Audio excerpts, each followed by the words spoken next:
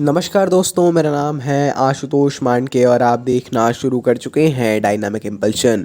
आज के इस वीडियो में हम बात करेंगे 26 मार्च 2024 के करंट अफेयर्स की। और अब जब आपने वीडियो के थंबनेल पर क्लिक करते हुए वीडियो देखने की शुरुआत करी दी है तो अंत तक जुड़े रहिएगा, क्योंकि आप सभी लोग जानते हैं कि ज्ञान को कभी भी अधूरा नहीं छोड़ना चाहिए। आशा करते हैं आपका होली का पर्व बहुत अच्छा गया होगा और अब आप वापस से अपनी तैयारियों को रेगुलरली स्टार्ट कर दिए होंगे। चलिए जी, शुरू करते हैं पहली जानकारी के साथ। पहली जानकारी, बॉस्टन में मैसाचुसेट्स जनरल अस्पताल के सर्जनों ने हाल ही में पहला सुअर से इंसान में किडनी प्रत्यारोपण किया है। ये बहुत ज़रूरी जानकारी है। अगर आप लोग इसको समझे, थोड़ी सी ये पुरानी आज के वीडियो में जो है हमने प्रयास किया है कि जो हमसे न्यूज़ छूट गई थी या इम्पॉर्टेंट थी, है ना, आज की भी है और कुछ थोड़ी थोड़ी पुरानी है। थोड़ी मतलब 1 या 2 दिन की, ज़्यादा नहीं। हाल ही में ये पहला सुअर से इंसान में किडनी ट्रांसप्लांट देखा गया है।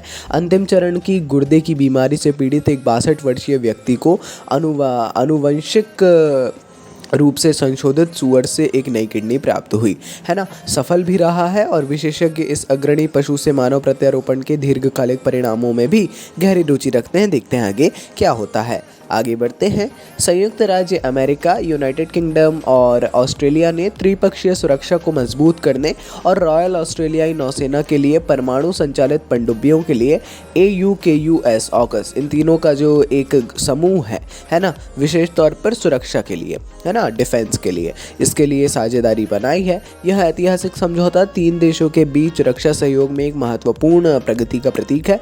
जाहिर तौर पर ये तीनों ही काफ़ी बड़े राष्ट्र हैं और इनका एक साथ आ जाना भी काफ़ी बड़ी बात होती है ना। यहाँ पर अपने को ध्यान देना है, यहाँ पर परमाणु संचालित पनडुब्बियों की बात की जा रही है, वो भी केवल अभी रॉयल ऑस्ट्रेलियाई नौसेना के लिए। दोनों ये तीनों मिलकर के काफ़ी रक्षा के क्षेत्र में स्वयं एक तो अपने लिए भी, और फिर देखते हैं आगे कैसा क्या होता है ना। इंटरनेशनल है टोटली। आगे बढ़ते हैं। केंद्रीय जांच ब्यूरो और यूरोपोल ने अपराध से निपटने और दोनों एजेंसियों के बीच सहयोग को बढ़ावा देने के उद्देश्य से एक महत्वपूर्ण कार्य व्यवस्था में प्रवेश किया है। केंद्रीय जांच ब्यूरो मतलब CBI और यूरोपोल, ये दोनों ही एक ही तरीके के इन्वेस्टिगेशन ब्यूरोज़ हैं, है ना। संगठन जो है इन्वेस्टिगेशन से रिलेटेड है। एक केंद्रीय जांच ब्यूरो भारत का और यूरोपोल बाहर का है, यूरोप का। यह सहयोगात्मक प्रयास अंतर्राष्ट्रीय अपराध नेटवर्क द्वारा उत्पन्न आधुनिक चुनौतियों से निपटने में वैश्विक साझेदारी की आवश्यकता को रेखांकित करता है। काफ़ी ज़रूरी जानकारी है, ज़रूर आपको इसके बारे में पढ़ना चाहिए। थोड़ी जानकारी लेंगे तो भी पर्याप्त है ना। केंद्रीय जांच ब्यूरो, यूरोपोल, इन दोनों के बारे में पढ़िएगा। फिर इस करंट अफेयर्स में जितनी जानकारी है थोड़ा थोड़ा पढ़िएगा उसके बारे में। आगे बढ़ते हैं, देखते हैं अगली जानकारी।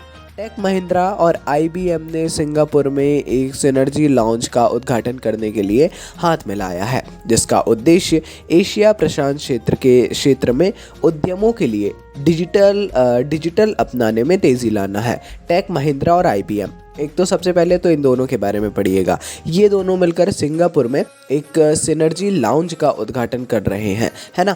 साझेदारी की है दोनों ने। यह सहयोग नवाचार को बढ़ावा देने और विभिन्न उद्योगों को अद्वितीय समाधान प्रदान करने के लिए अगली पीढ़ी की प्रौद्योगिकियों का लाभ उठाने का प्रयास करता है। जाहिर तौर पर काफ़ी ज़रूरी जानकारी है ना। फिर भी अपन टेक, जैसा हमने बताया, टेक महिंद्रा IBM के बारे में पढ़ लेंगे। सिनर्जी, ये जो टर्म है सिनर्जी, इसके बारे में पढ़िएगा, है ना। इंटरेस्टिंग है ना। इसी प्रकार का आपको पढ़ना है, ना सिर्फ इसके लिए, हर चीज़ के लिए। आगे बढ़ते हैं। भारतीय अंतरिक्ष अनुसंधान संगठन को चंद्रयान-3 मिशन में उल्लेखनीय उपलब्धियों के लिए प्रतिष्ठित एविएशन वीक लॉरेट्स अवार्ड से सम्मानित किया गया।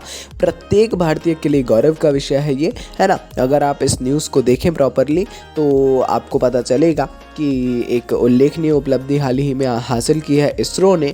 चंद्रयान-3 मिशन के लिए जो एक प्रतिष्ठित एविएशन वीक लॉरेट्स अवार्ड है, उससे सम्मानित किया गया अमेरिका में। और अमेरिका में भारतीय दूतावास में उप राजदूत जो हैं भारत की श्रीप्रिया रंगनाथन, इन्होंने इसरो की ओर से इस पुरस्कार को स्वीकार किया है, वहाँ पर ग्रहण किया है। काफ़ी ज़्यादा ये अच्छी बात है ना। बार बार हम कह रहे हैं, इसको ज़रूर आपको पढ़ना चाहिए। ये थोड़ा सा और इम्पोर्टेंट है, नाम अच्छे से इसका याद रखिएगा, कन्फ्यूजिंग है थोड़ा सा। आगे बढ़ते हैं। शीर्ष टेबल टेनिस खिलाड़ी शरथ कमल आगामी पेरिस 2024 ओलंपिक के लिए भारतीय टीम के ध्वजवाहक होंगे। मेरे अनुसार आपको अब ध्वजवाहक ये सारी टर्म्स पता चल गई होंगी अगर आप थोड़ा समय हो गया है आपको। तो जब भी किसी गेम की शुरुआत होती है, ओपनिंग सेरेमनी, अलग अलग जितनी टीम्स खेलने वाली होती हैं, मेनली ओलंपिक, एशियन गेम्स, खेलो इंडिया, इन सब में होता है ये, एक ध्वजवाहक अपने जो पूरी टीम है उसके साथ में एक सबसे आगे एक ध्वज लेकर के चलता है ना। ओलंपिक में भी होता है तो अलग अलग देशों के ध्वजवाहक होते हैं, वहीं भारतीय टीम भी हिस्सा लेगी और शरद कमल जो कि टेबल टेनिस खिलाड़ी हैं वो अपने ध्वजवाहक होंगे। काफ़ी ज़रूरी जानकारी है। यह घोषणा भारतीय ओलंपिक संघ ने की है।